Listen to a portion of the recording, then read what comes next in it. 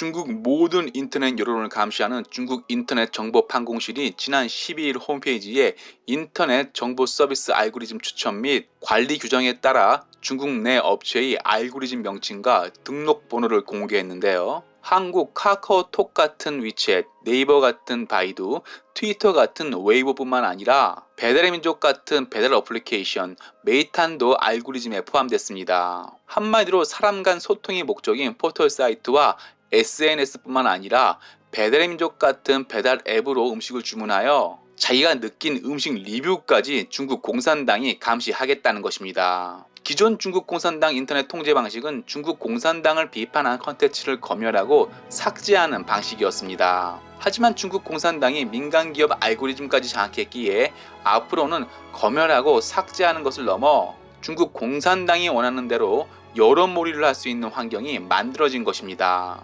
그럼 중국 공산당은 왜 민간 기업 알고리즘까지 손에 넣은 걸까요?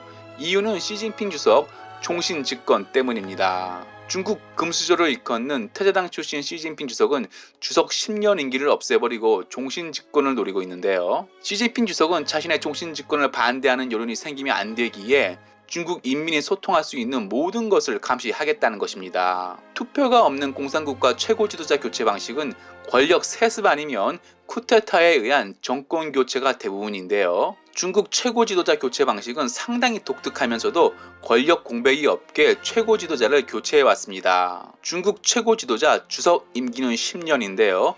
중국 주석 교체 방식은 주석 임기 절반을 넘긴 5년에서 6년 사이 다음 주석할 사람을 임명해 임명받은 사람이 주석 자리를 이어받는 방식이었습니다. 즉 주석 임기 10년에서 전반 5년은 혼자서 이끌고 나머지 5년 동안은 다음 주석할 사람과 같이 국가를 이끌어 권력 공백이 없게 하는 방식입니다. 주석 10년 임기와 다음 주석할 사람을 미리 임명하는 방식은 중국 근대화 아버지 덩샤오핑이 만든 것으로 덩샤오핑 총애를 받아 주석 자리에 올라선 5대 주석 짱점인 6대 주석 후진타오, 7대 주석 시진핑까지는 잘 이어왔습니다. 하지만 시진핑 주석은 임기 5년 차인 2018년 다음 주석할 사람을 임명하지 않았고 2018년 3월 11일 전국 인민대표 대회를 통해 중국 헌법에 명시된 국가주석직 2연임 초과금지 조항을 삭제해버려 시진핑 종신 집권이 가능하게 만들었습니다. 현재 중국에서 시진핑 주석 권력에 덤빌 사람은 거의 없다고 해도 과언이 아닌데요.